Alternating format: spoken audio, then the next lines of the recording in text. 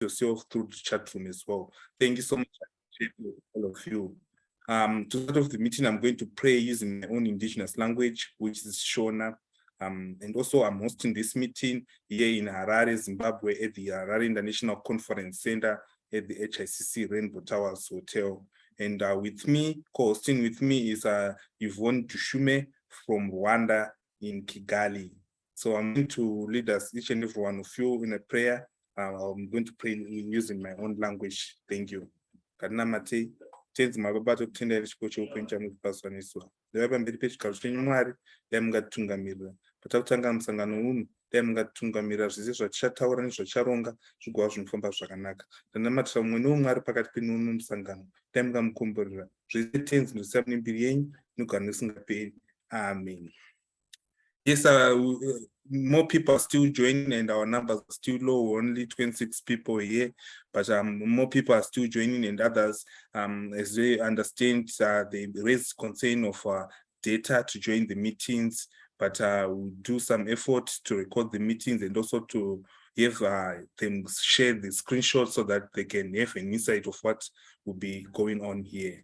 So to start off the country reports, we're going to have our brother all the way from South Africa in Cape Town. His name is Patrick Matabwa, to give us a report on behalf of South Africans. Yes, sir, Brother Patrick, you can unmute yourself. Hello and greetings to you all I Love Black People members present today. Firstly, I would like to convey my greetings to our co-founder, Mr.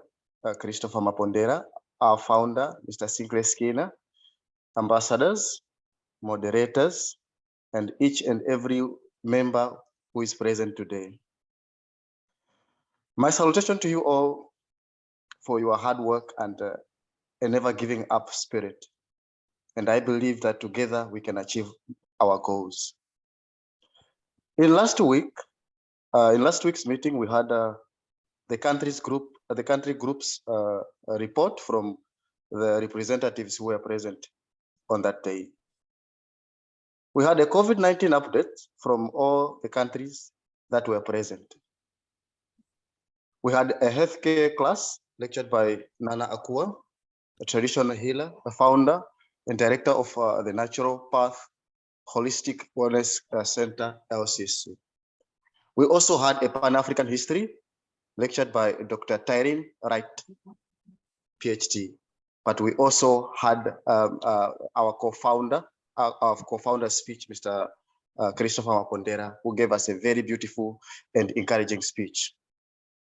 We were also encouraged both in our groups and also on Zoom meeting about downloading the app, the I Love Black People app. And also we were encouraged to let other people know about the app and how it works. This app works towards identifying and recommending the Black-owned and Black-friendly businesses, be it transportation, legal, healthcare, food places, finance, education, and childcare, beauty, as well as accommodation. It is our duty and the responsibility to do so if we really want to eradicate both racism and xenophobia, respectively, and also to make sure that our Black brothers and sisters are treated with respect and dignity. It is my job, and it is always my job, to encourage people to join our I Love Black People family and download the app, which is available on both iOS and Android. Our COVID-19 in South Africa, since the start of the pandemic, until now, South Africa has recorded a number of 4,004,201 cases, positive cases. And then the recoveries are 3,897,293. And then the test conducted, the figures are 25,965,029. At the moment, the active cases are 4,931. Unfortunately, we've lost 101,977 people from the pandemic. Our daily deaths at the moment are on 10. We've lost 10 people from the pandemic at the moment. But our recovery rate looks at least better and so encouraging. We have a recovery rate of 97.3. Lastly, I just like to thank everyone, the board, for giving me a chance to present what is happening in South Africa. I thank you all. I love Black people members. I am because we are. I am because we are. I humbly appreciate you, Brother Patrick, for presenting on behalf of South Africa. On next, we are going to have our brother Zo Owusu. He's also our ambassador of I Love Black People in the Patrice Lumumba group. Yes, our brother Zo Owusu, are you ready to present on behalf of people of Ghana? Hello there. I hope you can hear me loud and clear from Ghana. Yes, sir, we can hear you loud and clear. You can go ahead and present a report on behalf of people of Ghana. All right. Hello, brothers and sisters from Africa. My name is Zoe Owusu Agbe, reporting from Ghana. I welcome you all to this session of Saturday History Call. It's a privilege and a great honor to be here. Ladies and gentlemen, my Black brothers and sisters, I Love Black People app is using technology to build a global network which helps protect Black people from the harm, humiliation of racism and xenophobia, especially while traveling around the world and in a new environment. This tech startup is powered by Bill Murray and the Green Book API. Many individuals have been engaged from the length and breadth of Africa and the diaspora, the Caribbean, the United States, the United Kingdom, Asia, and many more parts of the world. We are accessible on over 58 languages. Yes, 58 languages currently, and almost all states in Africa and the diaspora. I Love Black People is crowdsourcing Black-owned and Black-friendly businesses to populate our digital Green Book or Survivor Guide, which is called the I Love Black People app on all devices. That's Google Play Store and Apple iOS. We encourage you all to help download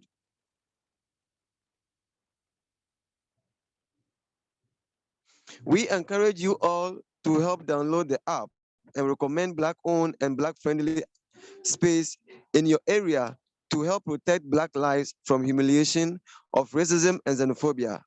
In addition to the website and app, we have the Global Green Book, a Black Survivor Guide that can be gotten on Amazon. This Black Survivor Guide was created to help Black people access Black-owned and Black-friendly healthcare providers, especially during this COVID-19 pandemic. Brethren, this is no man's work. Let's all join hands. With your help, we are helping and building a global network to protect Black people from the harm and humiliation of racism and xenophobia when they are most vulnerable, especially while traveling around and in a new environment. Let's save lives. Join the movement now.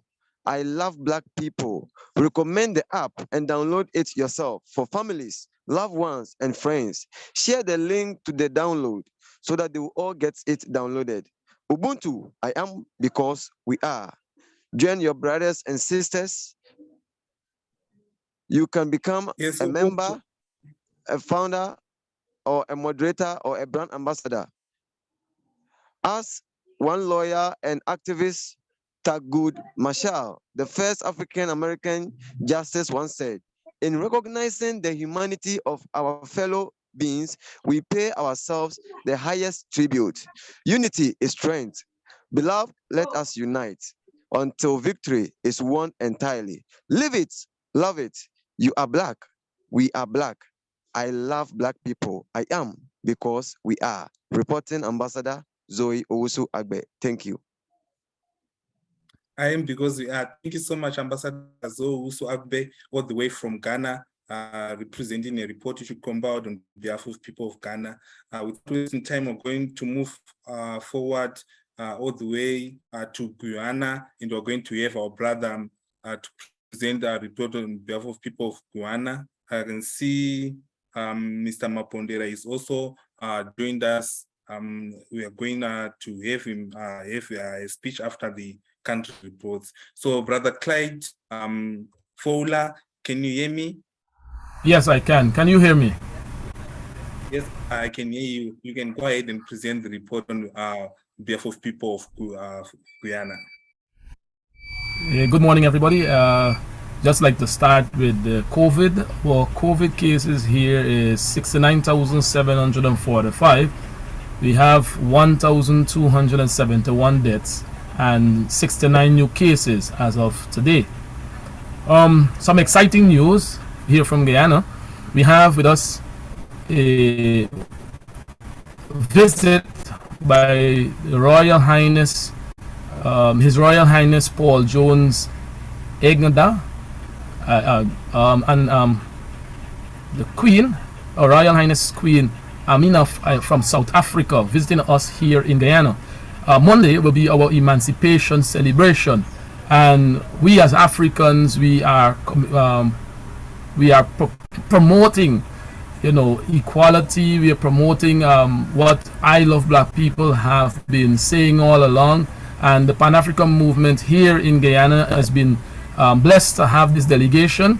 We are excited for the things that are about to happen. I was able to share I Love Black People app with a few friends, including a doctor, a visiting doctor from Nigeria here in Guyana with us. He's supposed to be on the live. Dr. Prince, he has been a tremendous example here in Guyana, and I want to say iloveblackpeople.com has really been a app that is promoting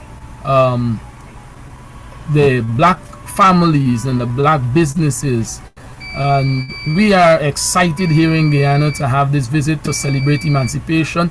But most importantly, I want to say that the classes that we are having is very informative, and I am promoting not only iloveblackpeople.com to us here in Guyana, but I'm reaching out to my fellow brethren overseas also in the Pan-African diaspora. So I want to say I am because we are, and I want to say thank you for this opportunity to all those who have played a major role. I say thank you. I am because we are. I am because we are.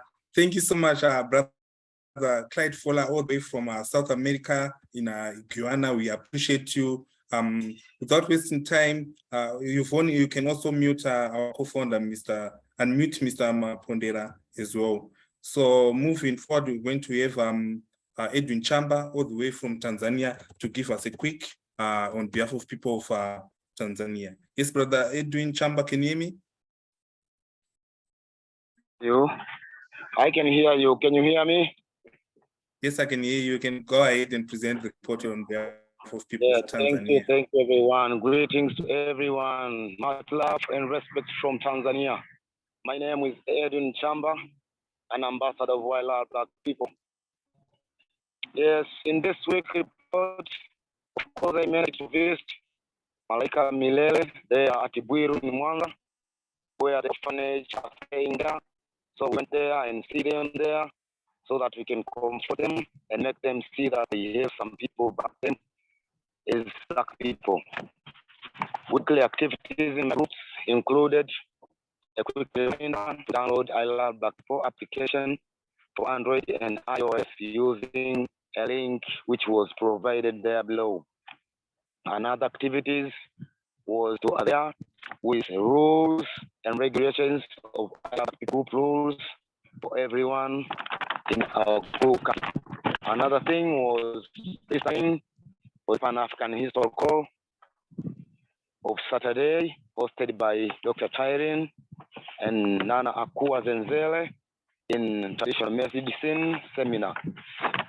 Another activities was call for paid moderators, which were responsible to make their application so that they may help other members in different matters concerning I Love Black People movement activities.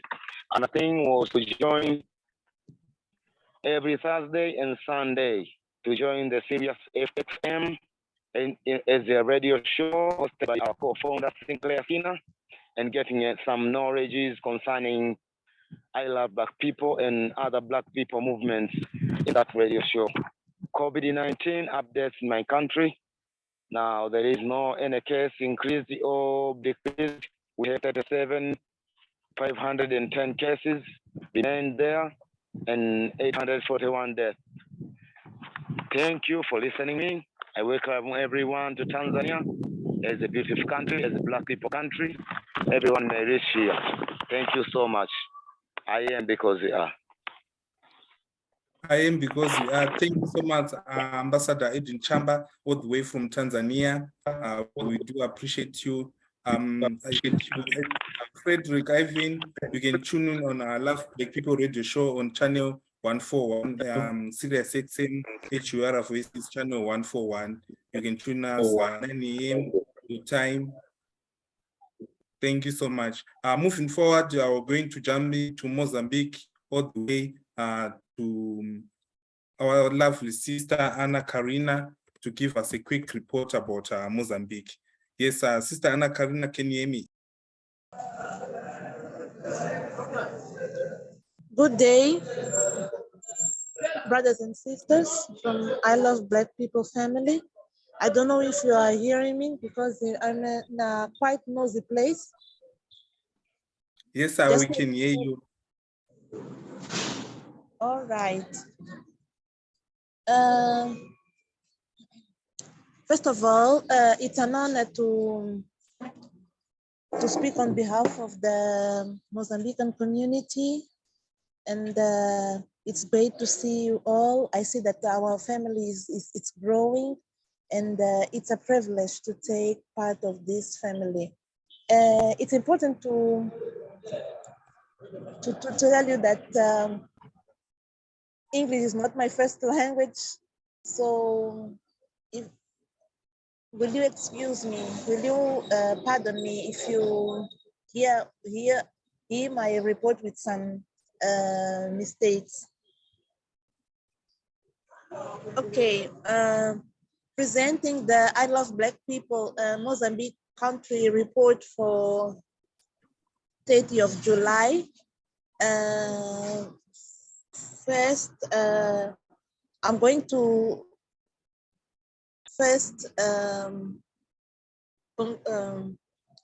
send greetings to the co-founder, the co-founder, the moderators, and the ambassadors, and all the members worldwide who are making a lot of effort and dedication in diverse ways to build this community. And I hope that just to encourage you that the effort that you are doing, they are not in vain. And I hope many of Black people joined this big worldwide movement. Going to the activities within the week, we participated on the reports, and from last week we had a report from the countries, from speakers from the countries represented. We had the lectures from our Queen Mabla Nana Kua Zinzele on health and care, and which she highlighted the benefits of plants to prevent diseases and to fortify our immune system. As we know, African countries are rich in the plants that help the immune system, and she highlighted some of those which can help us. And after that, we had the lecture from that Tyrene Wright in Pan-African history, where she had highlighted, the Amilcar Cabral's thoughts on Pan-Africanism, just to emphasize the course of the independency of the course of independence, the process, the independence process on the Portuguese-speaking countries, which is Guinea-Bissau, Cape Verde, Mozambique, Angola, and others. In addition, we had in our group, we shared the the invitation to join the I Love Black People application, and recommended the Black-owned and Black-friendly businesses, and we shared the announcement to the moderators to manage WhatsApp group and social media. And we also shared the pictures of Black-friendly restaurants, and we also recommended them. And just to give you the updates to protect Black people from racism and xenophobia, I'm not going to talk much about this topic, because I presented last week, which is that our country is in state of alert against racism and xenophobia here in the country, here in our country, and outside. Last week, I highlighted that our country is in the state of alert because of some human rights experts said that the xenophobic mobilization in Africa is going broader and deeper. The level of tolerance amongst Black people is getting worse, and we should acknowledge that and do all the to raise awareness to fight against xenophobia. Yes, and Ambassador Anna, yes? you have 1 minute left. Can you wrap up? We're out of time. Okay. About crisis in Ukraine, we shared that our Mozambican president held a conversation with Vladimir Zelensky, which they talked about, they interacted about the situation, the crisis in Russia, the crisis in Ukraine, and our president explained his position, the position taken up by Mozambique around the constitution principles. Just to give you the updates on COVID. Sorry, Anna. My sincere apologies. Okay, no problem. We'll share the COVID updates and also your report in all the groups so that people will know the COVID update in Mozambique. Thank you so much. Yes. Yes, you can go ahead. All right, thank you so much. We really appreciate your effort and the work you're doing. I love Black people. It's been a while and you've been assisting us in the movement. We really do appreciate you, Ambassador Anna Karina. Thank you so much again. See you next week to present a report for people of Mozambique again. Without wasting time, we're going to hear for our co-founder, Mr. Christopher Mapondera, to give us a speech. Hello, good morning. Okay, thank you. Can you hear me? Yes, sir, we can hear you. Okay, that's good. That's good. Good morning, good afternoon, good evening, wherever you are. It's always a pleasure. Saturday is the one single day of the week that I look forward to. And it's my pleasure to see so many of us represented from all parts of the world. This is very encouraging. I think this provides the genesis of a true African unity, because we don't recognize the various borders that are still tying us up.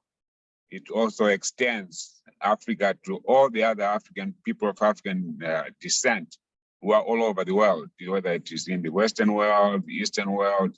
We all would feel we are part of the same continent, we are part of the same people. So this Saturday always reminds me of our capacity to be able to look at each other as one people. With the limited time that we have now, I asked, if people had some questions, or issues they wanted me to address, instead of me just coming up with what I think is relevant, or could be of interest to you. There are a few questions that have been sent over in advance.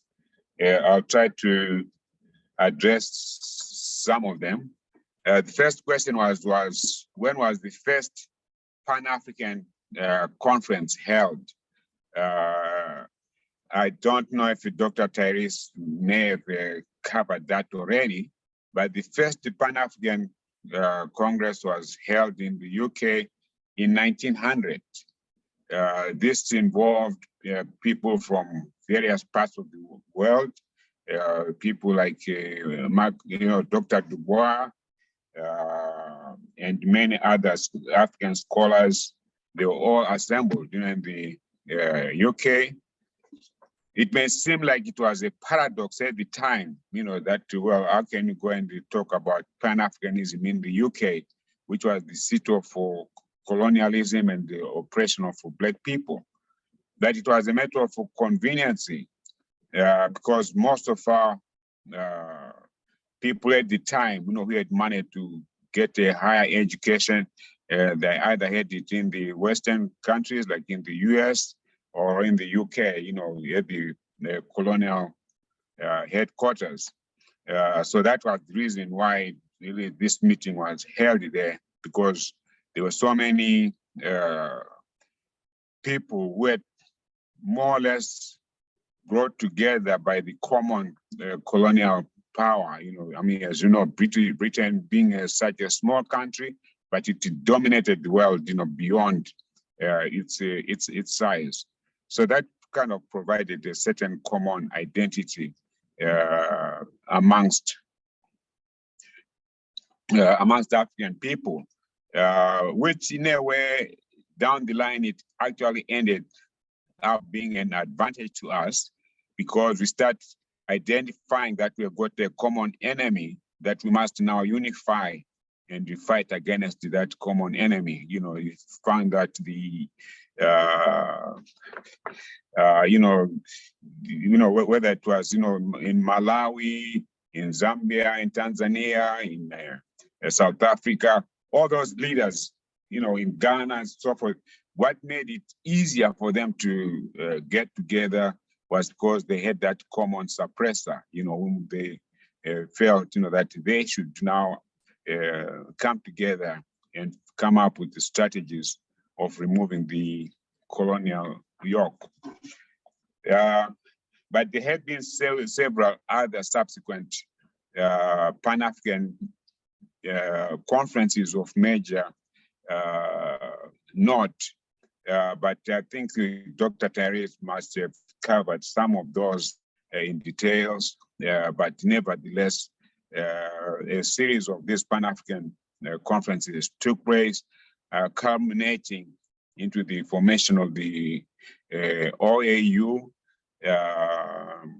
of course, of which its major mandate at the time, first one was to try and find ways of uniting Africa and coming up with a common African force, common African identity.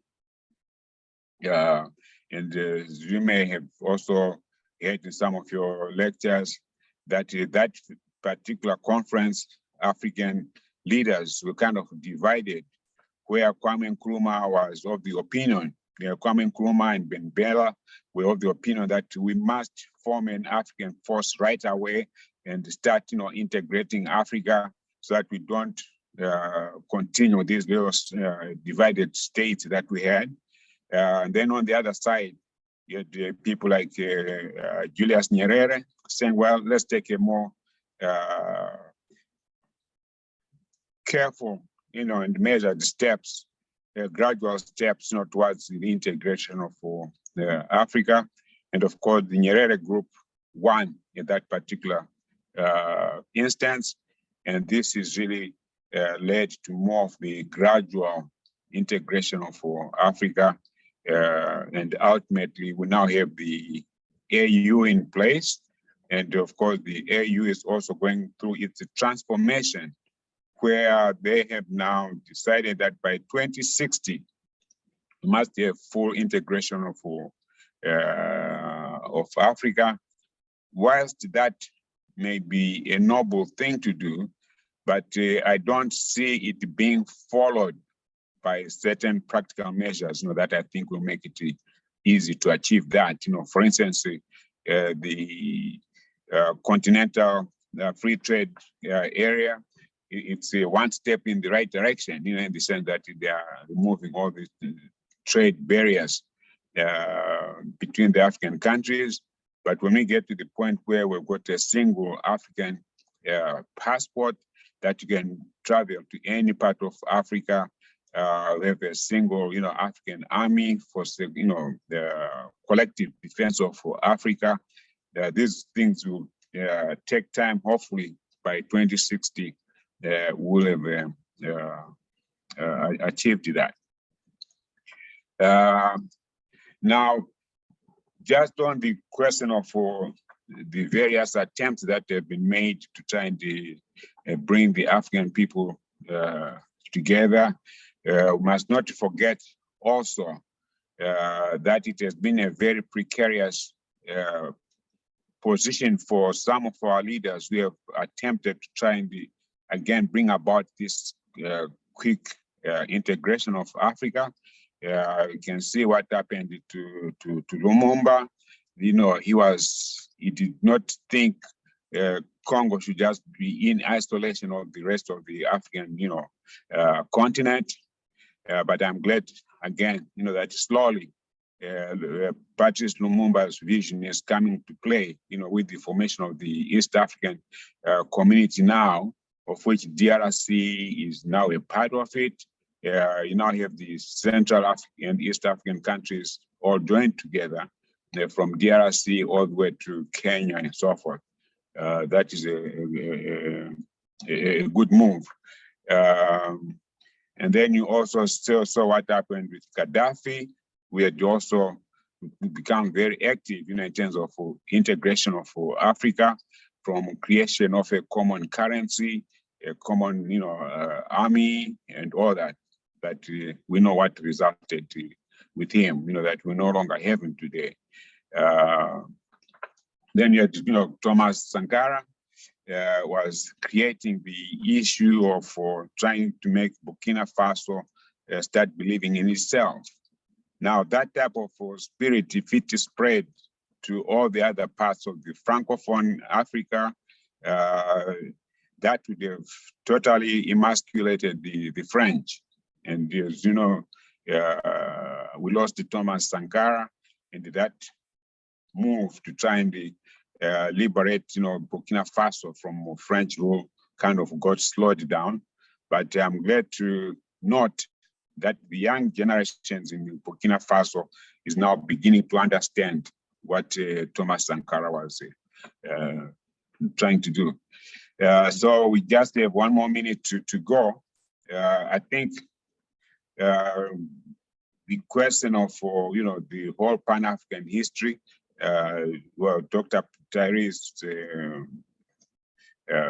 doing quite a good job on that. But from another point of view, that there are quite a lot of Pan-African conferences that have taken place, and each Pan-African Congress always provided an improvement from the last one, you know, in the sense that there was a new definition and redefining of what the objectives, you know, of the Pan-African movement should be. And right now, I think what I see is that there's more trust on economic integration, resource sharing, you know, more integration of the peoples of Africa themselves. I see there's more involvement of the African diaspora as well, in terms of what is happening in Africa, you know, so all these things pertains to a better communication and interrelationship amongst the African people. So that's what I have time for today. And so next week we'll deal with another issue. So you all have a nice and nice weekend, and do something to help to promote Pan-Africanism and understanding amongst us as an African people. Okay, goodbye. Thank you. Thank you so much, our co-founder, Mr. Christopher Mapondera. We really appreciate you. And next week, we'll make sure that you start at exactly 10:30 a.m. your time, so that you have plenty of time to answer the question and also to give us a presentation. All right. Okay, On thank next, you. we're going to have. All right. On next, we're going to have Nana Akua to present on the healthcare lecture. Make sure that your video is turned on to receive a shout out from Nana Akua. Thank you all for joining. Welcome Nana Akua to the Pan-African healthcare lecture. Yay. Greetings, greetings. Hello, everyone. Thanks for saying that, Award. He already know. So yes, Ishmael and Sotso. Oh, I may be mispronouncing your name. I apologize. Edwin and Stephen and Abrima, Emmanuel, Owusu. Is that even? No, that one's still connecting. I can't see that name. Makosi, Natalia, Kasili, Makosi. See, y'all challenging me, but hey, I wanted the cameras on, right? So I got to at least try. That's one thing I hate, when people would be like, oh, tell me what your name is, because I know I'm gonna butcher it, I'm gonna mess it up. So I'd be like, at least try. Because all over the world, people can say all these other names, usually Asian names and Russian names and all these other things, and people won't even try to say African names, right? So, but me, the African born in America, is challenged as well, but at least I'm gonna try, right? So Simon, Stanley, I think Tanu, I think I missed a few that came on while I was talking, but thank you all so much for letting me see your beautiful Black faces. Good day, good day, good day, everyone. Thanks for joining us again. So I don't think the second page ever has anyone that has their camera. Let me just make sure. Okay, now, bunch of black boxes on the second page. Okay, no problem. So, okay, I don't think I shouted out Stephen. Okay, well, great, wonderful. I am so pleased to see everyone here today. So again, I don't know if Dr. Wright and I are on the same schedule, but this, for the healthcare class, we are kind of at our week 1. And so we are going to be kind of starting at ground zero in terms of giving the basics of what holistic health is, what natural medicine is, what it is to use some of the terms that we use when we talk about my specialty. And so just in general, let me say, I am a natural healing practitioner. I've been so for 25 years. My main area of expertise is herbs. So I've been an herbalist for a very long time. And of course, over the years, that has expanded to nutrition, touch therapies like massage and acupressure and energy healing. Probably, I don't know, time keeps flying. Then some years later, I got into colon therapy or colon health. I am a traditional priest, so I do spiritual healing. But we know that all of these areas are considered to be holistic or natural healing. And simply what that means is any healing form that uses natural, God-given, not man-made herbs or substances or natural abilities. So we know that it can include acupuncture, chiropractic, any kind of touch therapies like massage. Oh, I'm a reflexologist. I kind of left that out. Over the years, I've done many different healing modalities. Anything dealing with spiritual healing, but implementing anything that is not going to be surgery or man-made or chemical healing would really fall under the guise of natural healing. And we know that some people use holistic health, some people use traditional medicine, some people use alternative medicine, complementary medicine. There are many different terms and phrases that are used when we talk about this area. And so I want to, if you'll allow me, I don't know who's actually controlling the screen, if it is Yvonne or Award. And Yvonne must not be here. She usually cut her camera on. Is Yvonne not here? No, I see her. Where you at, Yvonne? Yvonne say, I'm doing something. Don't make me cut the camera on. Okay. Hey, Yvonne. Okay, great. Thank you for indulging me. Okay, I want to share the screen. Okay, great. Thank you. I think we are here. Okay, awesome.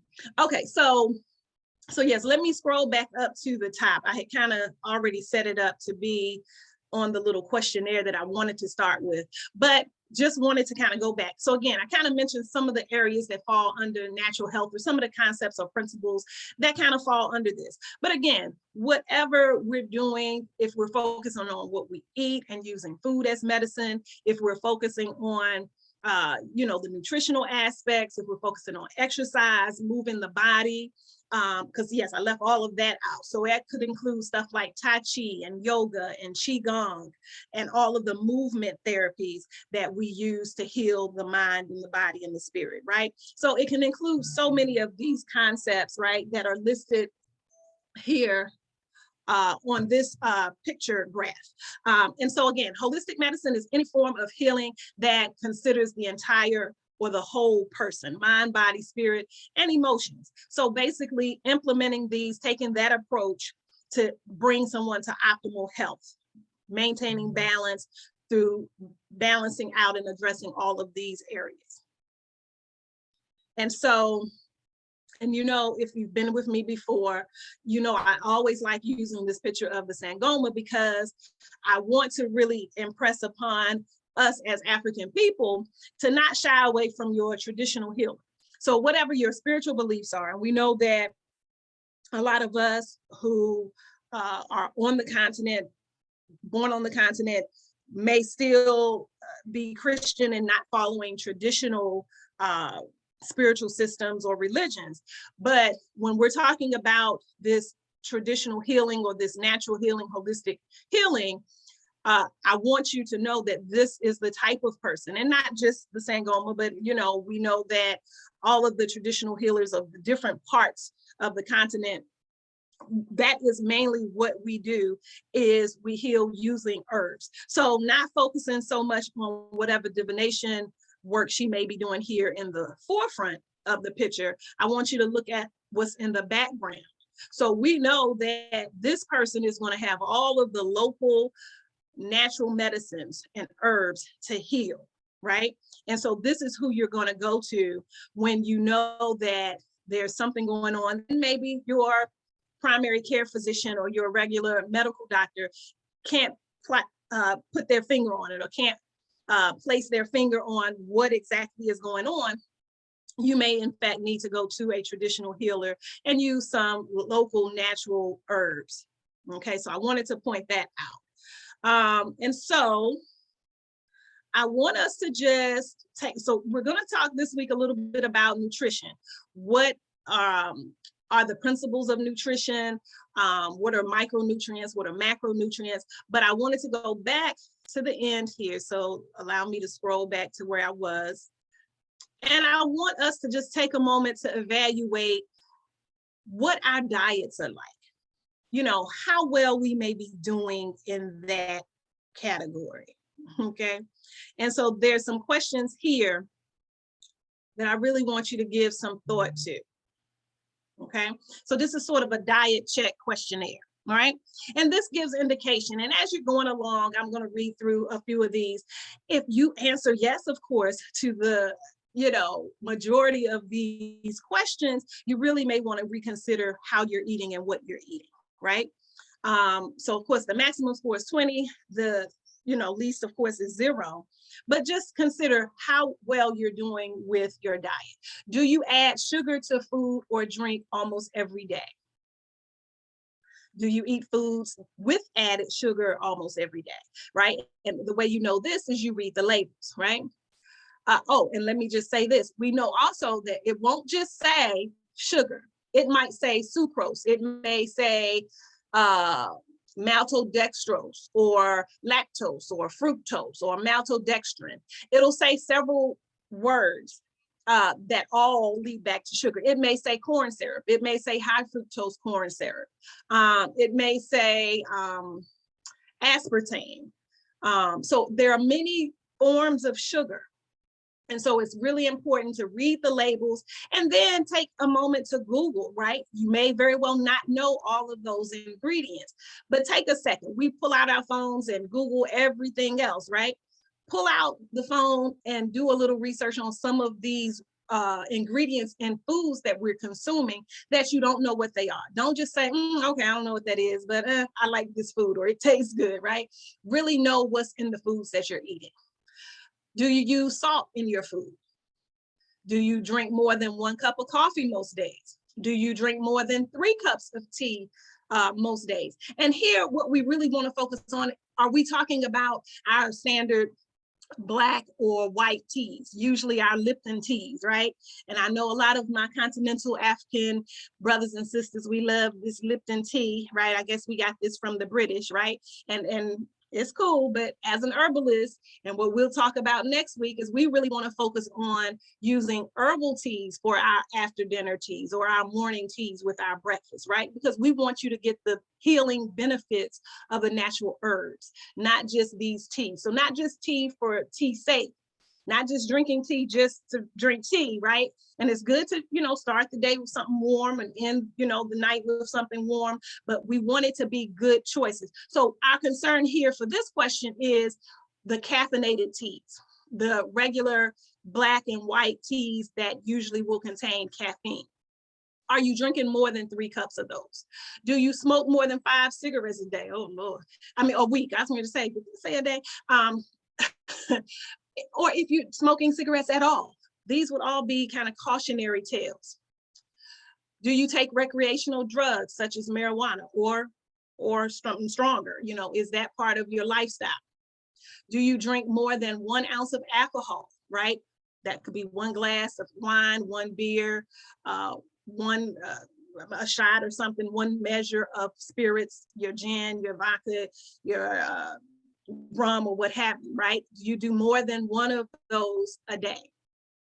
Do you eat fried foods more than twice a week? Do you eat processed or fast foods more than twice a week? Do you eat red meat more than twice a week?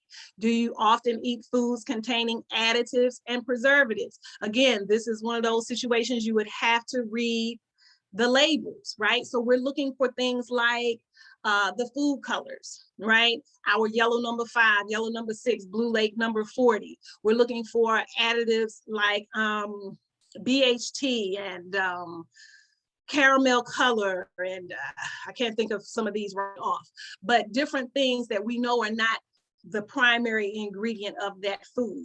These are things that are added to the food to either enhance the flavor. Another good one is monosodium glutamate, right? Or MSG for short. But just know you'll never see the words MSG on the label. You'll always see monosodium glutamate.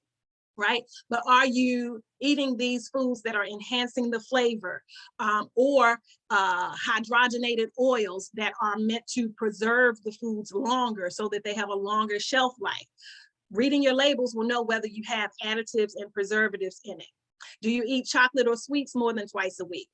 Does less than a third of your diet consist of raw fruits and vegetables, right? Are you mainly eating cooked foods, dead foods, so to speak, right? Foods that have kind of been cooked. And even if you're doing fruits and vegetables, is everything cooked so that in most cases it's overcooked and all of the nutrients are cooked out of it? So evaluate. Is less than a third of your diet raw fruits and vegetables? Do you drink less than 8 ounces of plain water each day? Do you normally eat white rice, flour, bread, rather than whole grains? Do you drink more than 6 cups of milk a week, right? So a cup of milk every day. Are you drinking a lot of milk? Do you eat more than 3 slices of bread a day on average? And lastly, are there some foods you feel addicted to, right? Foods that you just can't do without, right? Oh, I love my popcorn, or I love my coffee, or I love my Danish in the morning. If you feel like these are foods that you just can't go without, these may be a problem. So if you were to kind of guess, and most people probably weren't really keeping track, but you just kind of know that if you're sort of at this where most of these were you, right? So if you, and I'd say not even just 15 to 20, but if you had half to all of those answered yes, you really need to look at your diet. You really need to make some changes so that you can reach optimal health. You have to stop, where you are and reevaluate so that you eat more quality foods, so that you are cutting out some of these refined foods, some of these artificial stimulants, some of these foods that are high in fat, so that you can live better, so that you can feel better, look better, have more energy. So that's the purpose of evaluating what you're taking into your body, okay? So I hope you found that helpful, because we all have to do some self-searching, some self-evaluation, right? We have to always reassess where we are. I often talk about that as it relates to how we feel, but we have to do that as it relates to what we put into our bodies as well. So let's go back to what are nutrients, right? Nutrients are substances found in food that provide nourishment to the body, right? And we know that there are 6 types of nutrients. We know there are carbohydrates, there are fats, there are proteins, there are vitamins, there are minerals, and then water. All of these are essential.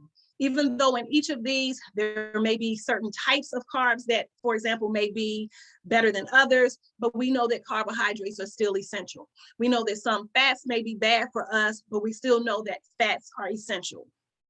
We know that a diet strictly, full of proteins can make you sluggish and heavy and less energetic, and develop certain conditions, but we know that proteins are still essential.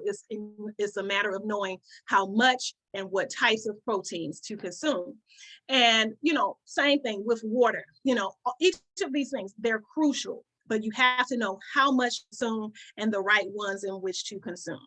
So this is, we are already kind of running out of time. So of course we will not go through each of these, but my goal here is to introduce you to what nutrients are in the 6 categories, and then to get a little more familiar with how to make your choices of what vitamins to take, what minerals to take, where we get them from, right? So this chart here, for example, is giving us a very brief and good overview though of where to find certain foods, right? So we know, for example, let me see if I can make this one a little bigger.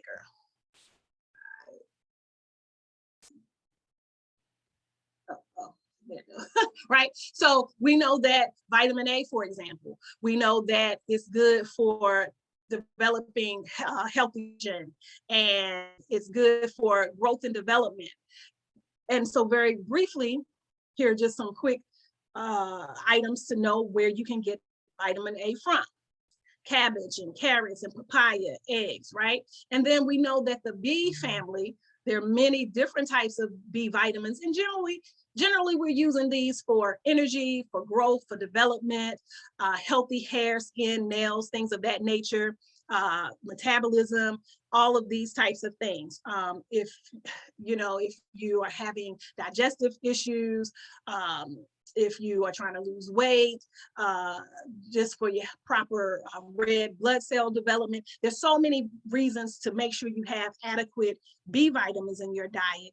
And this just gives you a few options, right? So we know that potatoes, cabbage, tomatoes, bananas, peas, dried nuts and fruits, and then of course some dairy products. We know all of these are sources of the different B vitamins.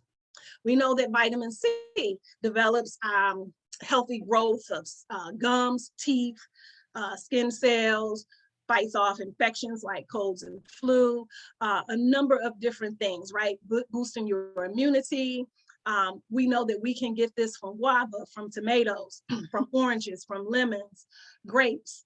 And I don't even know what an emblem is. I'm not even sure what that, I don't know if that's a fruit. It looks like maybe a fruit, but we know that there are many good sources of vitamin C and so on. So I won't go through each of these, but I also want to talk about proteins. We often think that our only options for proteins are meats, right? And so if you are not a meat eater, or if you're trying to cut down on your meat intake, if money is short and we can't always have whatever meats that maybe you want in your diet, that could be a blessing, because a lot of times we do in fact need to cut down on our meat consumption. But consider the vegetable-based proteins that are listed here. There are many fruits, seeds, nuts, and legumes that are high in protein. And this is just another chart. This one basically compares the amounts of protein that you can get from meats or flesh compared to some of the plant-based proteins. So again, I will not go over this, but know that there are other options for proteins. So we don't have to strictly do meat for our protein. I want to scroll down. And so there's a chart that I have here that gives you basically what purpose each vitamin and mineral serves and where to get it. But as an herbalist, I wanted to point out, especially if you are, again, restricting your consumption of dairy products, your consumption of meats, because a lot of this from the FDA here are giving you some of the options. Some will be good options that you could eat freely of. Some would be those that you would probably restrict or do in strict moderation. But just know that there are also herbs and other food sources for the different vitamins and minerals that we need in the body, right? And so this ties into what I talked about in regards to your herbal teas. If you are a tea drinker, if you want tea in the morning or in the evening, it's an excellent choice to use some of these herbs. And at the same time, knowing that you're getting some of the vital micronutrients, vitamins and minerals that you need in the body. So if you know that you want to boost your immune system, right? You want more vitamin C in your diet, in your body to fight off colds and flu, to fight off COVID, to fight off respiratory disorders. If you are around people and there are folk that are prone to being sick and sickly, if you have hay fever, allergies, sinuses, these are good options, right, to use for your tea. Alfalfa, nettle,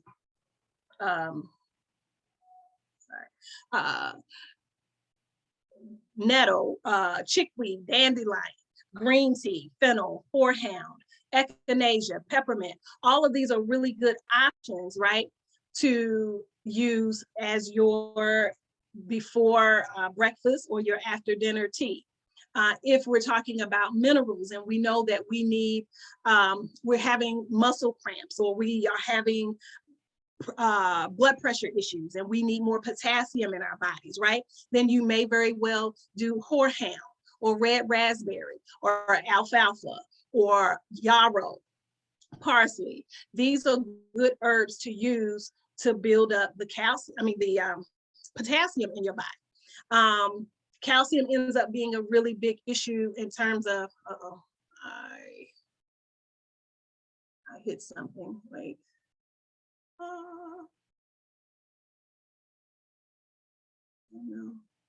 I don't know what you see, but I have too many tabs open and I have hit something and I am not seeing my screen. Okay, there we go. So we know that as we age, for example, calcium becomes a big issue. I think I scrolled past it. So we know that if we increase our horsetail or Irish moss or elderberry or blue cohosh or ginseng or golden seal or white oak, these are all herbs that will increase the calcium in our bodies. So we have to just really make good choices as to what herbs we're using so that we can boost our systems, so that we can provide the vitamins and minerals that we need. And if, of course, we know our diet is not optimal, if we know that our routine, our habits are not the best, and we know we need to supplement, fine. But if you can also supplement using some of these herbs, especially if you're a tea drinker, this is a very good way in which to do that, okay? So I think what I'd like to do, I'm not sure if we have questions specifically. And if Award can put my email, that will be great. Because if you do not have the handout, or if you have questions about anything that I have listed here or discussed here, feel free to email me. And if I can kind of answer you quickly or attach some handouts or some information, I will gladly do that. Okay, so I don't think there are any questions. Okay. Great. I don't think so. Okay, great. And Award has put my email there. So yes, please feel free if you need the handouts. I know a few people asked for that. Feel free to send me an email request and I will send that out to you. But the point for today, and I didn't talk about water, I wanted to at least go over some of the nutrients that we need for the body. Water is essential. There's a lot of back and forth about which water or what water to drink. I personally do distilled water. I think it's a natural water. Some people, however, will feel like everything has been distilled or vaporized out or purified out. So there, of course, are some people that say just natural spring water. I just think that the way that water is bottled and stored, I think lends concern for me as to the source of the water and the purity of the water. So I typically will do a distilled water. You can always liven it up with a slice of orange or lemon or lime if there's a concern that it lacks minerals or nutrients in it. Of course, alkaline water is always going to be a great option for you in terms of your water. And the main thing, though, is to get it into the body. Half your weight in ounces is going to be a good measure of how much is enough, right? So if you are 200 pounds, 100 ounces of water is ideally what you want to consume throughout the day. Not all at once, not 50 ounces in the morning and 50 ounces at night, but throughout the day, drinking anywhere from, say, 10 to 20 ounces every few hours, right? And so water is essential. We know that 2/3 of our body, just like 2/3 of the earth, is made up of water. So we know that it's cleansing, it's healing, it's purifying, it's detoxifying. We know that water is essential. So, but again, we talked about proteins, we talked about the minerals, talked about water. Carbohydrates, we talked a little bit last week when we talked about the glycemic index. Carbs are important, you just have to choose the right carbohydrates. We know that the body needs it for fuel. It's just that we have to choose those that are lower glycemic, those that are not just your really starchy carbs like our root vegetables, and not those that are really sweet fruits like our melons and really ripe bananas and mangoes and such that are really sweet. These all are higher glycemic foods, which will not be your best options for your carbs. They'll create other issues. So they'll still give you fuel and energy, but they'll create other issues in the body. So I think we are out of time. So yes, instead of putting your email though, if you email me, nanaakua1@gmail.com, I'll be sure to get the handouts to you. Okay, so thank you all for joining us again today. I bid you good health and peace. Thank you so much, Nana Akua. Enjoy the rest of your weekend. We really appreciate your lecture. We learned a lot. So for those that would like some handouts, don't hesitate to reach out, requesting for handouts to Nana Akua. It's nanaakua1@gmail.com. Thank you again. Enjoy the rest of the weekend. We humbly appreciate everybody. you. All right, Award. Thank you. All right, thank you. All right, on next, we're going to have Dr. Tyrone Wright to lead us in the Pan-African history lecture. Yes, Yvonne is Dr. Tyrone Wright on call with us. Yes. Again, if you don't have the application, kindly download it and use it to share safe places for Black people wherever you are. Yes, back to you, Yvonne. Yes, she's there. All right, welcome to Dr. Tyrone Wright to our Pan-African history class. Yes, Hello. Dr. Wright, can you hear me? Can you hear me? Yes, I can. Yes, I can. All right, yeah, I can hear you. Okay. Welcome, everyone. Sorry for the delay. I was getting my camera together. So this is actually, I was a little off schedule because I was thinking this was the last session of our 18th class, but this is actually the first session of our 19th class. So I wanted to say welcome to you all to the Pan-African History and Organizing course. Let me see if I can get my camera to get a better view. Okay. And what we do here, and I will be sending out the syllabus, what we do is basically look at the history of Pan-Africanism, look at the individual, organized, and then continental expressions of Pan-Africanism. And why do we do that? We do that basically because of the need for understanding as to why we do what we do here with I Love Black People. Okay, and so we will look at the history. And first off, we want to start with the definition of Pan-Africanism. And I use the organizational history of Pan-Africanism to give us our working definitions. So on that point, let me just say, here, African means Black, and Black means African, okay? So when you maybe have a question in your mind, why are we talking about Pan-Africanism and this is I Love Black People? Please understand that we know here that African is who we are. It speaks to culture. Black is how we look. And where do I get that idea from? I get that from the late and great historian, Dr. John Henry Clark, who says, Black tells us how we look. It's a characteristic. It is the natural characteristic of humanity, Africans. But it doesn't tell us who we are.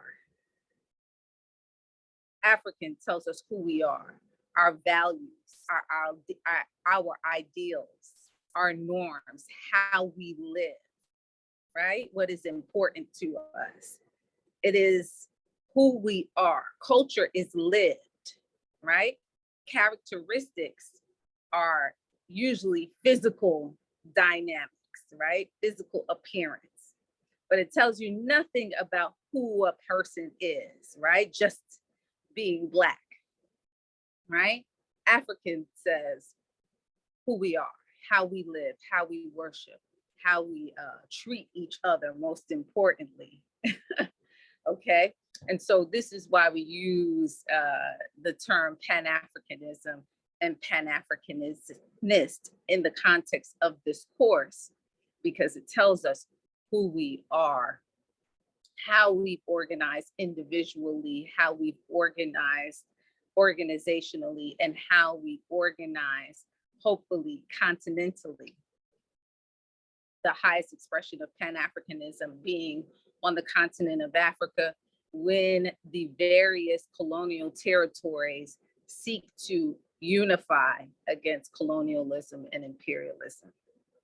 Okay, that's what, we'll get to it, but that's what Nkrumah is all about. He says, you know, the independence of Ghana means nothing unless it leads to the total liberation and unification of the African continent. So we're still on that journey. We're still on that march. So it's not over yet. And that's part of what we're talking about here. Basic working definition of Pan-Africanism. And I'm going to go to the syllabus, and I'll post it in real time while we're together today.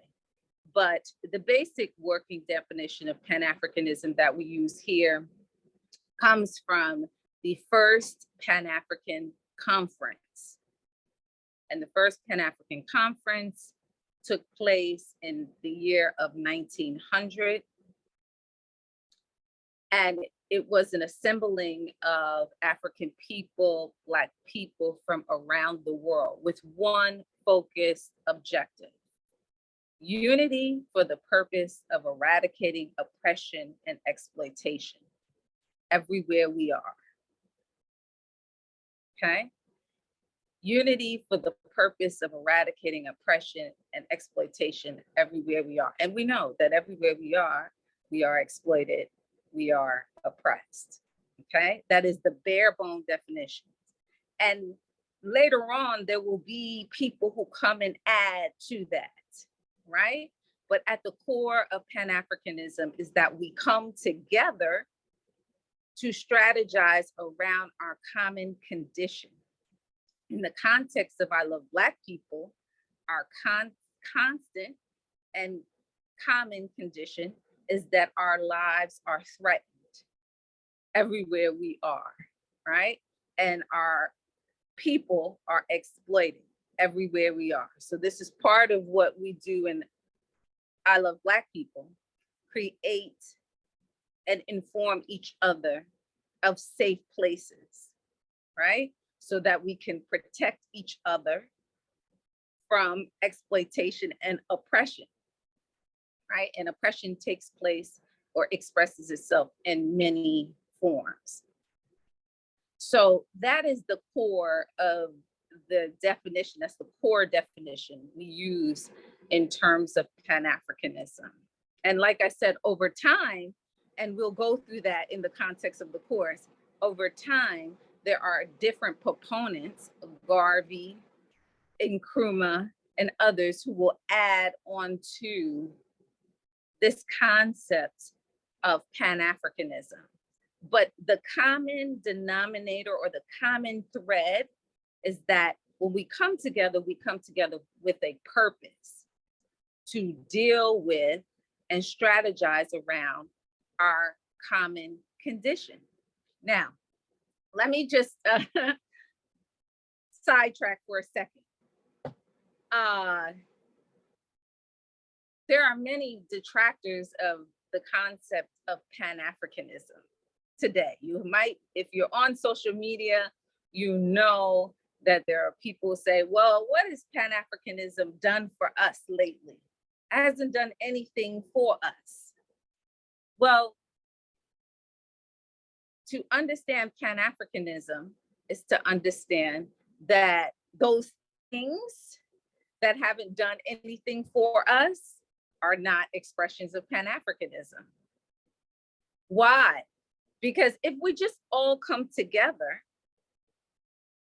and nothing comes of it, and we are not there to focus on our common condition, then it is not Pan-Africanism. It's just us getting together. Pan-Africanism, as you will see as we go through the course of study, produces something for us. If it fails to produce something for us that speaks to our common condition, then it is not Pan-Africanism. So just the idea that what has Pan-Africanism done for us can be answered with the obvious, which is that if it hasn't done anything for us, then it is not Pan-Africanism. If it hasn't done anything for us in light of our situation and our condition, our common situation and condition, then it is not Pan-Africanism. Okay? And so that is a very simple understanding. What we will look at here in the context of the course is what we produced individually, organizationally, and collectively in light of our condition. So I will be sharing some policy cases where we can assess at the bottom line what was produced for African and Black people. Okay, and then we can weigh and measure it and decide whether or not it was in effect Pan-Africanism or not. If it failed to serve us, then in essence, it was not Pan-Africanist. Okay, if it served us in light of our condition, then it is in fact Pan-Africanism being expressed. Okay, so we are on a schedule. So what I'm going to do, I'm going to come off the camera real quick and I'm going to share the syllabus. And I will go over some of the major points because there are a lot of other things in the course that relate to this that I want you to see. Also, the readings are going to be distributed in the context of WhatsApp. They are free. You will get them in PDF form and you'll be able to read them on whatever device you're using. And we will have discussions around the readings and amongst the group. I am here to guide the conversation, not to put things in your head, but for us to examine what is there. And what's so great about this being a Pan-African history and organizing course is the fact that we get to look at history. We do not need to reinvent the wheel here. We have a long history that we can defer to and utilize and build upon. That is the strength and the purpose of history, okay? That our ancestors, whatever one might think, left a nice trail for us to follow and come and add to, okay? So if you can bear with me one moment, administrator, I need permission to share my screen and I will be sharing the syllabus, okay? One moment. Yes, you're allowed. So I will speak while I do this. So this here that you will see next is the syllabus. And for those of you who are actually officially in the course, I would ask that the documents that we share here are important and you should use them as is needed for the course, but please do keep them, compile them so that you may refer to them in the future as you do the work that you're going to do for I Love Black People. the purpose again of being able to look at these historical documents and utilize them is the fact that you can see how there has been a constant and continuous struggle, okay? And so they are reminders, in essence, for what we need to do and what we should be doing. I'm just closing a couple of things because I'm doing this on my device this time around. So, all right, so here we go.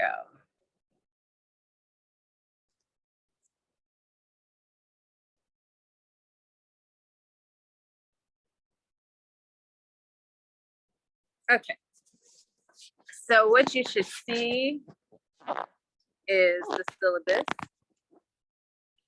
for the Pan-African History and Organizing course. And it's an ideological training seminar. In essence, training you how to think and process the information and practice it. Okay, ideology means, and some people use the term and usually forget what it means, but ideology means theory coupled with practice, right? It is not ideology if one fails to practice it. That is only one half of the challenge and endeavor. And so can everybody see my screen? Yes. Yes. Yvonne? Okay, perfect. All right, so I'm just going to read this over to you briefly. And I think I have to change the actual dates on here. Yes, I have to, but this is the core syllabus. So the dates will change in terms of the readings. But it says, course description, an introduction to Pan-African history and organizing is an ideological development course that surveys the history of Pan-Africanism as a theory and practice. The seminar is structurally designed to examine and engage in a critical analysis of the theories and practices of Pan-Africanism as both a political and ideological impetus for organizing African and Black people globally. The course begins with the historical foundations of Pan-Africanism at the turn of the 20th century. While it is simply a budding concept, meaning while it is just a thought and idea at that time, concept in the African diaspora and the Americas, it becomes the impetus for international organizing in Europe, the first Pan-African Conference, 1900, and the Americas. It finds its highest expression on the African continent in liberation and revolutionary struggles against imperialism with the objective of continental unity. Many have questioned the measurable results produced by Pan-Africanism. I just discussed this. This course explores this idea and qualifies the practice and production of Pan-Africanism, considering measurable social, political, economic, and material gains for African people and Black people globally by examining policy cases, conference resolutions, and various approaches employed by early proponents of Pan-Africanism, African nationalists, organizational bodies, and institutions. So that is the course description. And these are the expected learning outcomes. In other words, at the end of the course, you should be able to do the following or have an understanding of the following. One, a working definition of Pan-Africanism, right? Knowledge of specific history, development, and emergence as an ideology in both theory and practice in the world. So you should have a working definition, which I actually just gave you, but we'll go in depth to the history so that you don't just know the term, but you know how it came about as a concept and as a practice, okay? And then two, the ability to identify and qualify Pan-Africanist thought, speech, and action across various technological mediums, social media platforms, virtual realities, and brick and mortar spaces.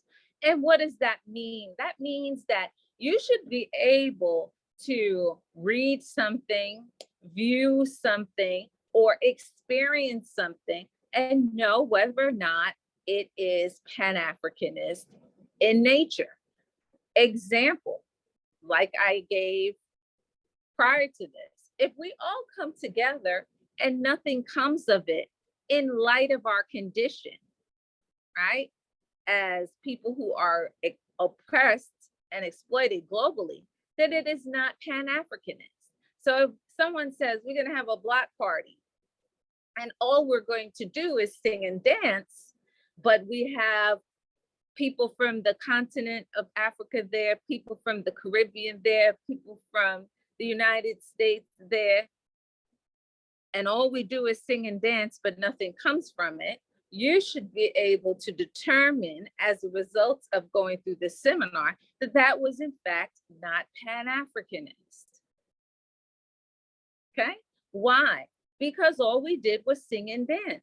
But at the end of the day, our hands are still left empty in terms of things, practices that we can use to remedy our condition, right?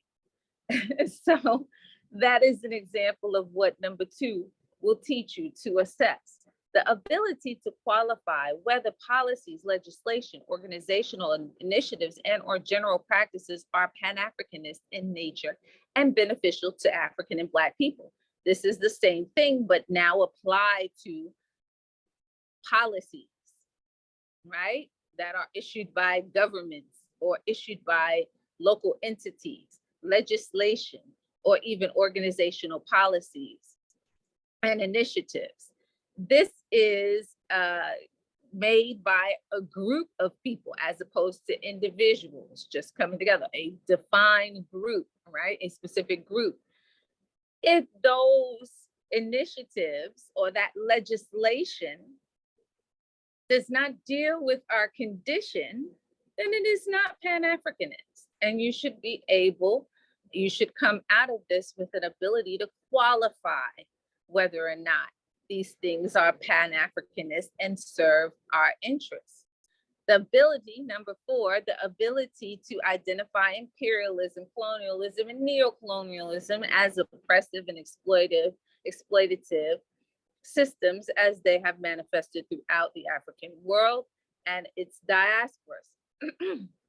So we should know in basic terms what imperialism is, what colonialism is, and I will go into further detail during the context of the course. But essentially, colonialism is the exploitation of a people, right? Using them for capital gains and interest. Neocolonialism is more complex. Now we have people who look like us. And this is why the qualifying component of this course is so important, because there are people who look like us, speak like us, but are not serving our interests. And there is a remedy for determining this.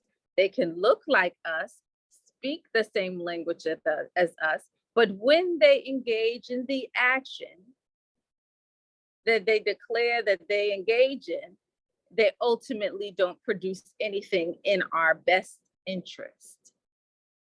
So this is usually applicable in the context of politicians. We know that, you know, in Africa in particular, we are in a neo-colonial era, or not even era, but period, right? We have people who look like us, can be the same as us ethnically, and serve the interests of other people, Europe in particular. Why? Because they are willing to exploit the people and the economy to the benefit of someone other than African and Black people.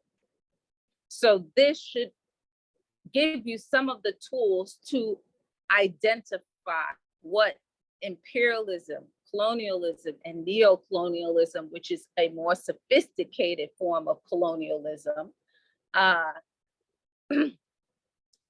being expressed. Okay. 5, the means and methods through which African and Black people have organized, fought, resisted, and liberated themselves and nations from imperialism, colonialism, and the ways in which neocolonialism is currently being resisted.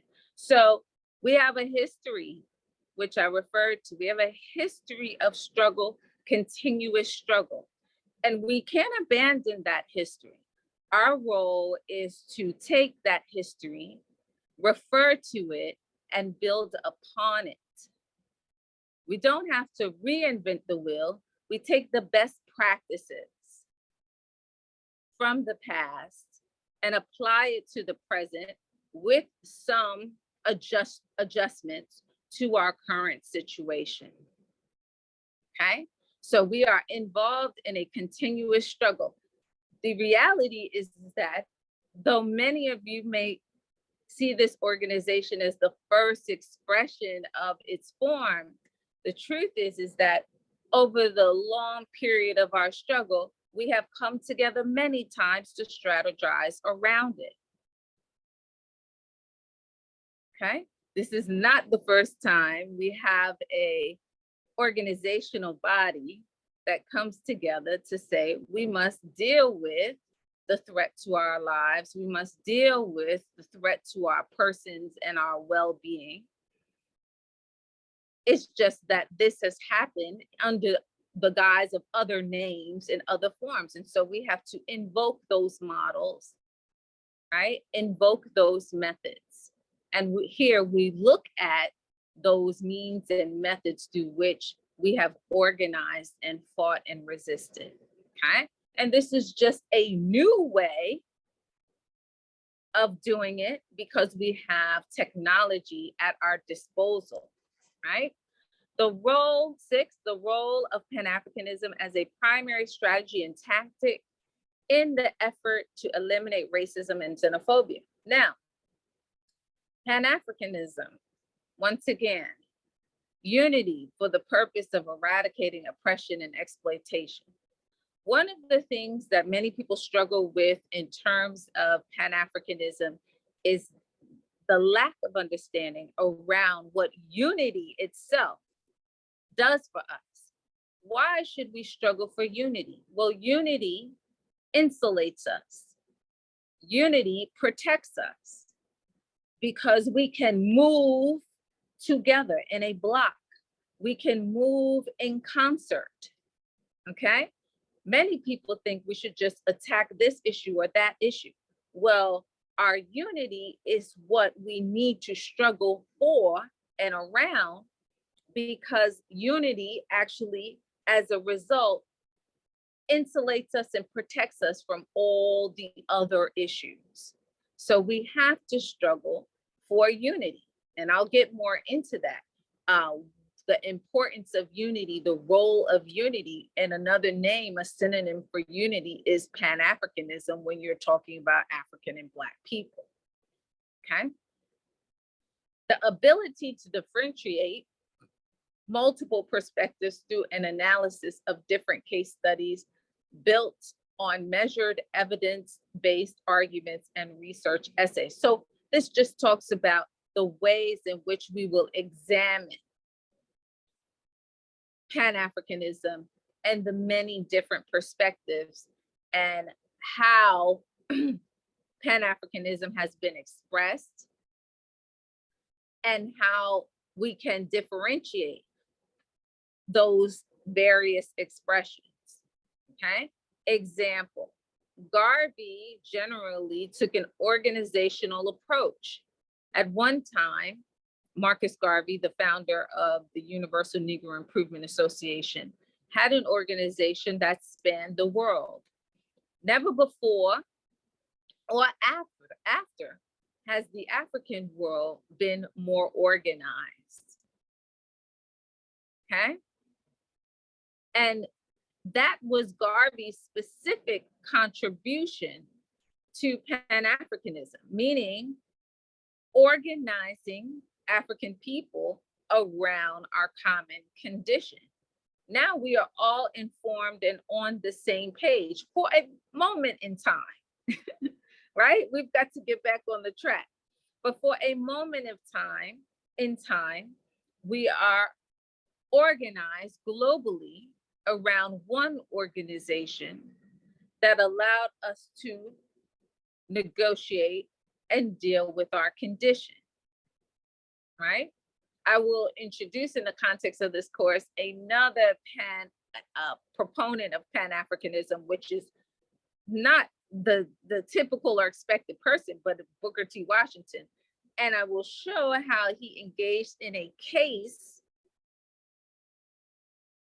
where he is working for the unification of African people, but his specific strategy and tactic is to promote independence through industry, meaning for us to organize owning and operating our own industries so that we are consuming what we produced, right? So we come together to own and operate industry. So we are consuming what we produce, which eradicates our exploitation by other people, right? So other people send goods into our countries, into our communities. We buy it, be it poor quality or not, consume it, and we are not the beneficiaries of it. We could be growing the very thing, same thing below our feet. However, we ship raw goods somewhere, they put it in a package, send it back to us, tax us, exploit us for something that does not benefit us, right? This is how, on a larger scale, African economies are exploited. All right, so 8, the ability to apply the knowledge acquired in this seminar to the active role and responsibility as ambassadors of I Love Black People in eradicating racism and xenophobia. Okay, so basically you are able to take the knowledge you acquire from this course and apply it to everyday life and make these assessments rather quickly, okay, in terms of what is good for us and what is not good for us, what is good for our well-being and what is exploitative to us, okay? 9, the ability to qualify and again, qualify everything before declaring it substantial or beneficial to African and Black people locally and globally. In other words, measure things, measure it. Whatever it is, measure it. Is this good? Does this produce something good for us, or is this harmful for us?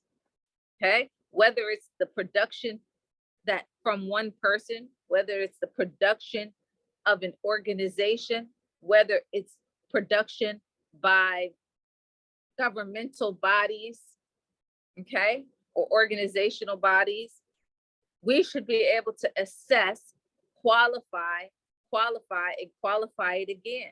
What at the end of the day is in our hands? What are our tangibles? What do we have as a result of this production? And is that good for us? Right? 10, develop a measurable results orientation regarding business practices and services, policy and political agendas, legislative initiatives, organizational efforts, and institutional practices. Again, this reiterates the last point and learning outcome, which is that we should be able at the end of the day have the ability to measure whatever is produced. Okay, is it working for us? Does this work for us? Does this speak to our condition? And once we have those tangibles, we can weigh and measure it. Okay, does this address our situation? And If so, to what degree? Does it address our condition and situation a little bit? Or does this fully address or remedy our condition? Right? This last point addresses some of the trickery that we are very often victims of, right?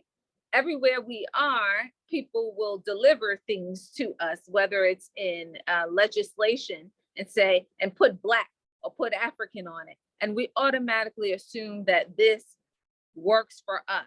Well, measurable results, developing a measurable as results orientation helps you, once you get whatever the tangible is, to measure it and say, hey, this doesn't address our situation at all. This doesn't remedy our condition at all.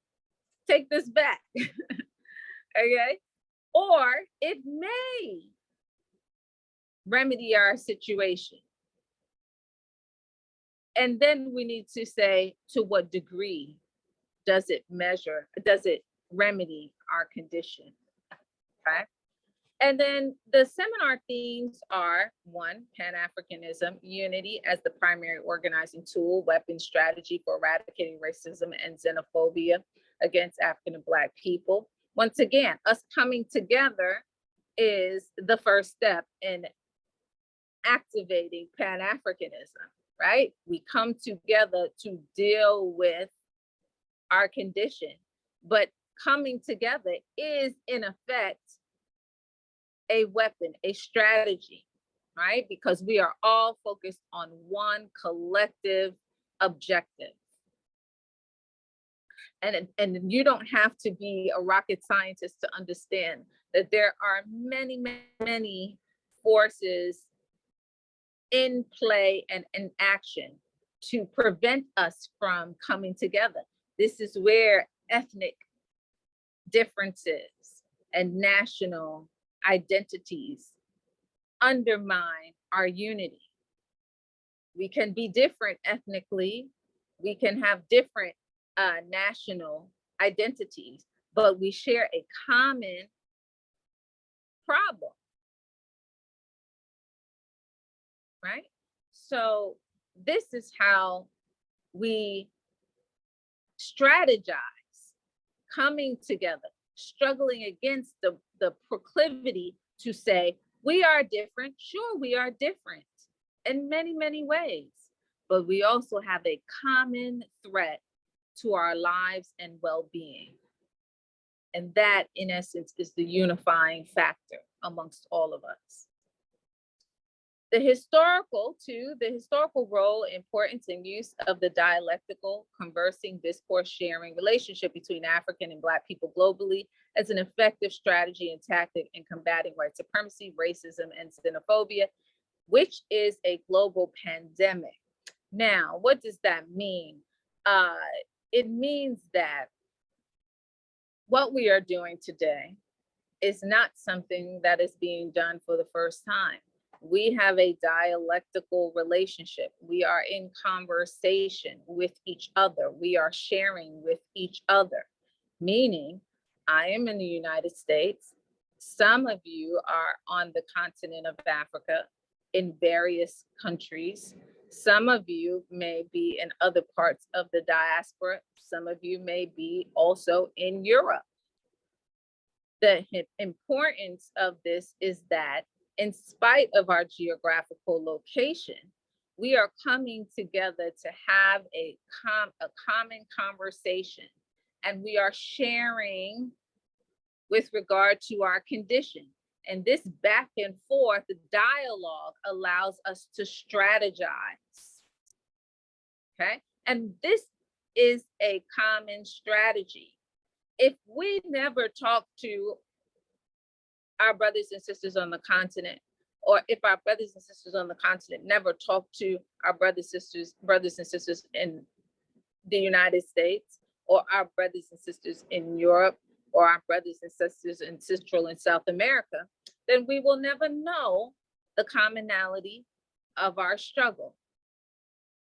But when we come together, we get to compare notes about our common condition. And there is power in that because that is information. And as we address our condition, we can share our strategies and tactics with regard to our common condition, okay?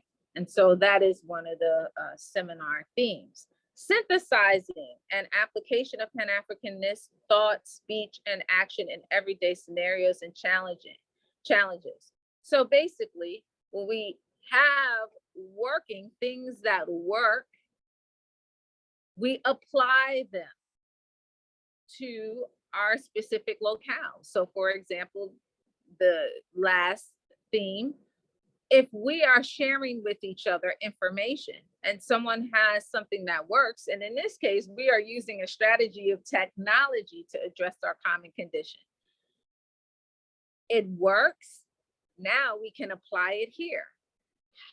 How does that work when we share safe places in Europe for African people?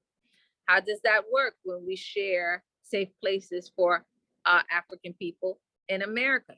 How does that work? So we are applying something that we know works. Go here, don't go there.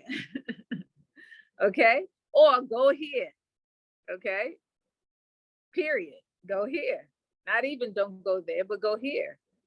This place is safe for you. Okay? So applying, synthesizing allows us to apply what the tools and the strategies are to our everyday challenges and scenarios. The role of education, specifically history, in eliminating ignorance, divisiveness, propaganda, and individualism amongst African and Black people in an effort to achieve Pan-Africanism. And so essentially, we have to be educated. And education, information allows us to act differently, not just think differently, but to act differently. Right? If you are informed, then you should be able to take this information and use it to secure your survival. Right? So education allows us to make more intelligent decisions, but more importantly, decisions that serve our interests in our goal to protect our lives. Global Pan-Africanism, the unification of African people for the purpose of eradicating exploitation and oppression, there's that definition again, is a direct solution to the condition of African and Black people. Okay, so in other words, us coming together, strategizing, sharing strategies and tactics, applying them are ways that we can express Pan-Africanism globally to address our condition of being exploited and oppressed, right? And this is a direct solution for our condition. It's a direct solution, okay? Can you imagine all of us experiencing the same thing, but never coming together to discuss it? So then we continue to experience the same thing with no remedy. When we come together and can share and inform each other of our condition and the nuances of our conditions in various places, now we can strategize. Now we can say, okay, this is how we protect ourselves. And that coming together, unity, is part of us protecting ourselves. Right? Now we can move in kind everywhere we are. Okay, so this is the readings and the dates. Once again, I have to change the dates. We are now on an 8-week schedule. And so the first thing I have you do, and you can see the URL there for a YouTube video. And it is for a documentary called The Journey of Man, a Genetic Odyssey.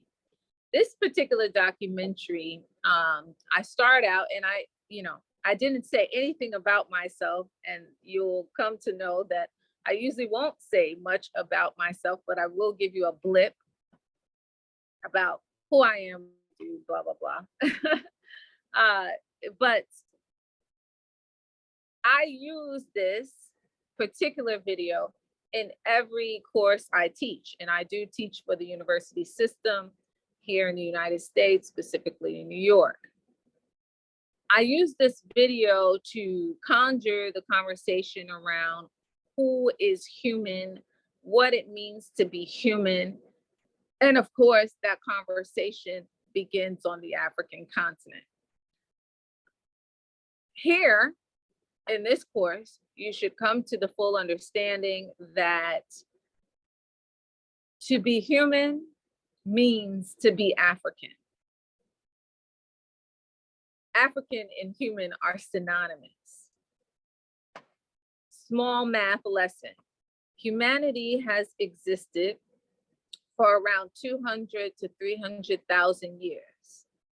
Most of that 200 to 300,000 years, humanity has existed in Africa. Let me say it another way. For most of the time that human beings have existed, we have been in existence in a way that is identifiably Black and identifiably African. I'm gonna say it another way. A friend of mine that I went to college, undergrad with, says, for most of no human being has ever lived outside a cultural context. Most of the time that human beings have been here, and humanity itself began in Africa. Therefore, to be human means to be African. And then where do we get Black from? Black is the natural manifestation, the natural characteristics of human beings to have melanin. And when we have come to this period where there is a racialized world and this label of Black has been imposed, that is what melanin is, is identified as. So to have melanin means to be Black, but it just simply tells you what you look like. African tells you who you are, how you live. And so in that statement that my friend, that I borrowed from a friend of mine, he's saying that for most of the time that we have been on this earth, we have existed in Africa. And so for most of the time in our existence, to be human meant to be African, because that is the beginning of it all, okay? Europeans, just so you all know, have only existed in the world for 7,000 to 8,000 years by their own determination. 7,000 to 8,000 years is nothing compared to 200,000 to 300,000 years on this earth. And so this film gets into the scientific understanding, because I like to raise all ships and all boats to the same level, which means that we should know here, it shouldn't have to even be a discussion. It should be a common understanding and knowledge that when we say human, we are talking about African people, okay? And Blackness is just our jacket. Now, these other very young people came along and says, well, that human jacket to have melanin that protects you from the environment, it's called Black. But for most of the time on this earth, it is just a natural characteristic, Blackness, right? And for the sake of conversation, I use the term Black so that people who are in a different stage of their development and will only understand identifying as Black, but not understand the depth of living as an African person, can also be a part of the conversation, okay? So the first assignment is to watch this film, and you see the link. I'm going to put it in the WhatsApp group. and you will be able to view it. Now, a couple of things about this film, The Journey of Man, A Genetic Odyssey. It is not an African person who is the geneticist in this film. There is a European man with who is a geneticist, and he basically maps the journey of humanity to the four corners of the world from beginning in Africa. Some of you may know the Khoisan people of Southern Africa, present day Namibia, but Southern Africa in general.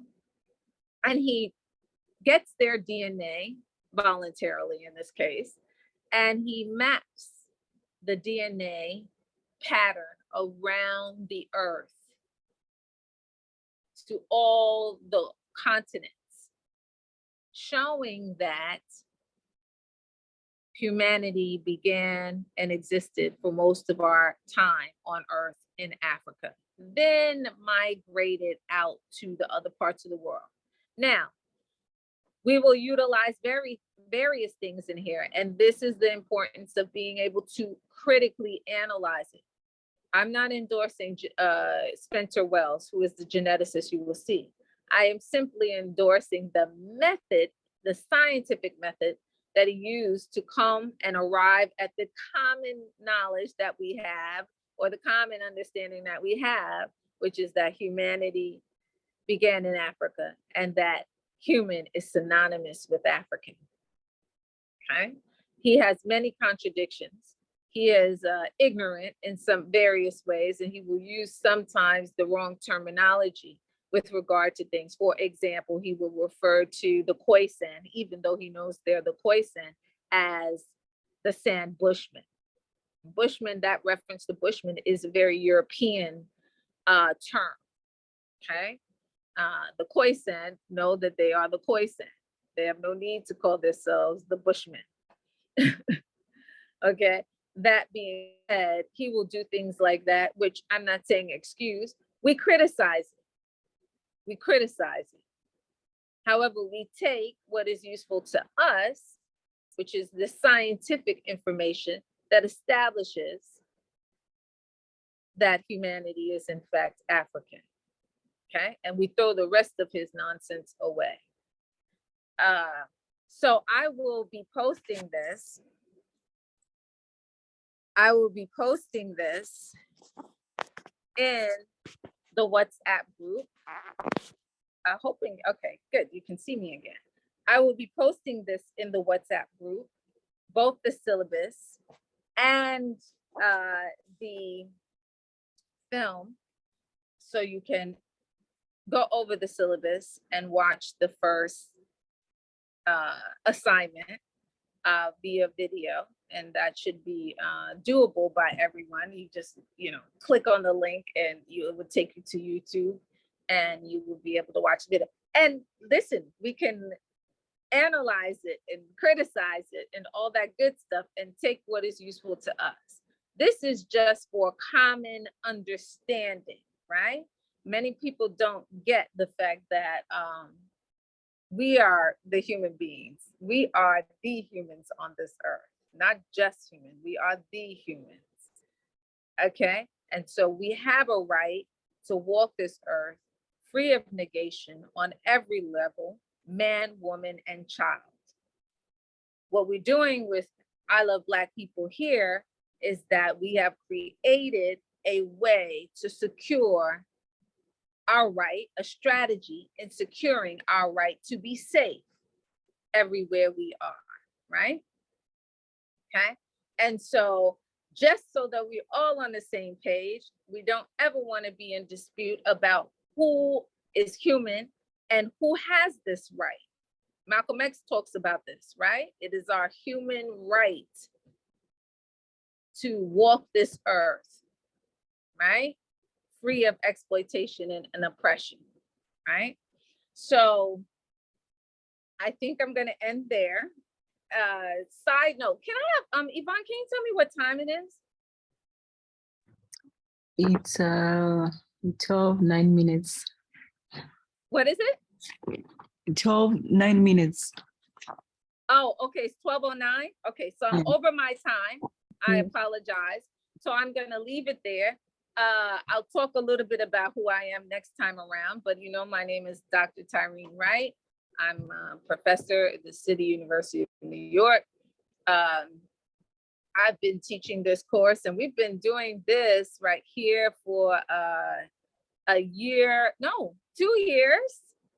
Okay, in April, we hit the 2-year mark of doing this Pan-African History and Organizing course, the Ideological Development Seminar for I Love Black People. And I have, so you all are the 19th class. We have had 19 cycles of this course. And most of the ambassadors of I Love Black People have gone through this course, and to help them better apply what we are trying to do here with I Love Black People in protecting ourselves globally.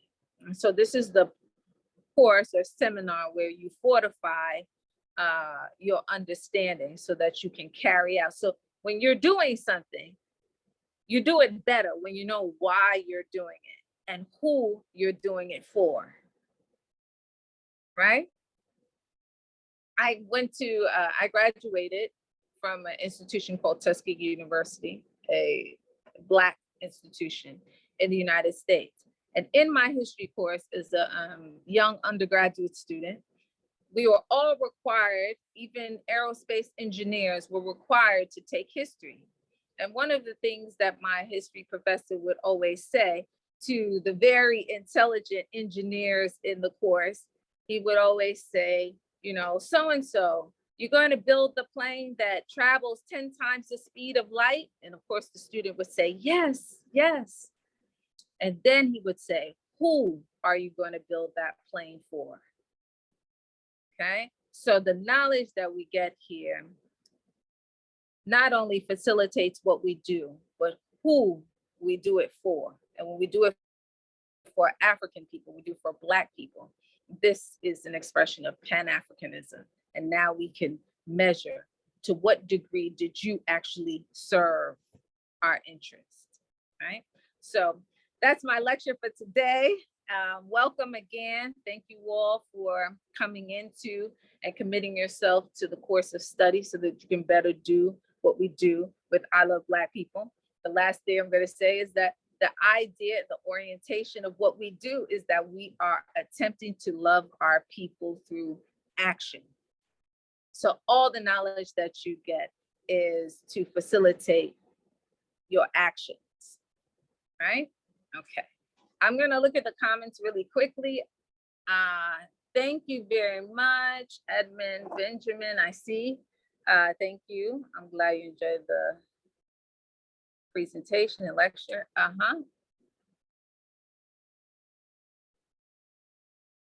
Good. I'm glad. Jay Rex is saying he's going to disseminate the information. Nanzo, hello. Natalie, thank you. Ibrima, thank you. I see Peter. Great, I'm glad it's informative. Thank you, Caro, Moreno. All righty. Black people have been great architects of, yes, absolutely. So Ibrima said, Black people have been great architects of great civilizations from the immemorial, the Shanghai, Ghana, Mali. Absolutely. We are the architects of civilization, the first civilizations on this earth. Absolutely. And sometimes we need to be reminded of this. Okay.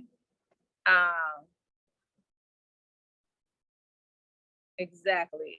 Patrick says it is our responsibility to protect African and Black people everywhere we are. Absolutely.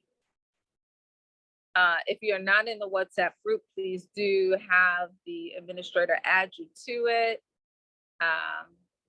Exactly. Nanzo, coming together is the first step in love and unity. Yes. Unity in and of itself protects us. There's power in numbers. We reject the European idea that numbers mean competition. No, there's power. The African understanding is that there's power. We value numbers because that allows us to come together and we work in concert with each other. Yes, I will be sharing the documents in the WhatsApp group. I will be putting the materials in the WhatsApp group, so just make sure that you message the administrator and join the WhatsApp group so that you actually can get all the information.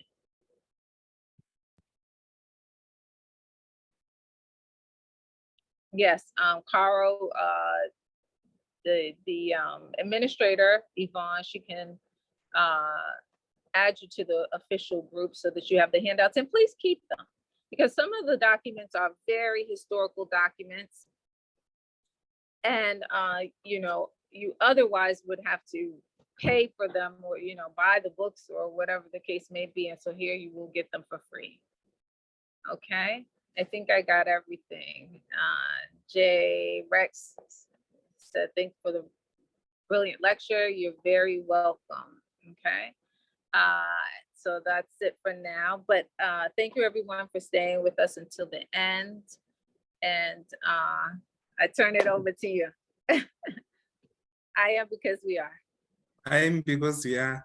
Thank you so much, everyone. Again, I wouldn't want to repeat everyone who was participating through the chat section. Dr. Wright had already done that. So I don't want to waste much more of your time. Enjoy the rest of your Saturday Eve. Some are in the morning, afternoon. Thank you so much for sparing your time and enjoying the Pan-African History lecture. We learn new things with Dr. Tyreen Wright each and every Saturday. So don't forget to tune in on again next week, same time, same place. I am because we are Ubuntu. Thank you, everyone. Thank you. Bye-bye.